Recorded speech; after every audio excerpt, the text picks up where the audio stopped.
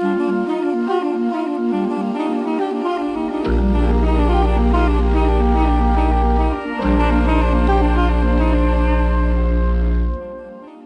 un monde basé sur le paraître où l'esthétique a pris une place considérable, voire déraisonnable, comment peut-on vivre, comment peut-on survivre lorsque son propre visage n'a plus forme humaine?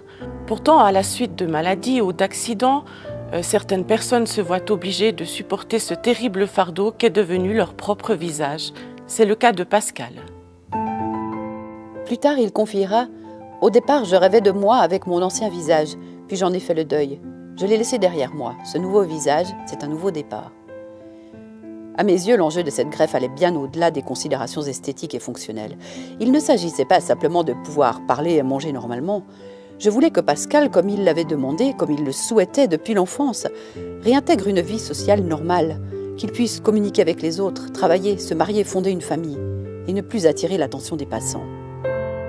Après des années de recherches acharnées, de combats quotidiens et d'inévitables déceptions, le professeur Laurent Lantieri a atteint son but.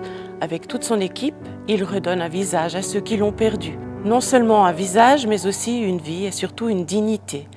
Des opérations chirurgicales d'une complexité extrême, des dizaines d'heures à réparer, à remodeler une face qui fait que chaque être humain est unique.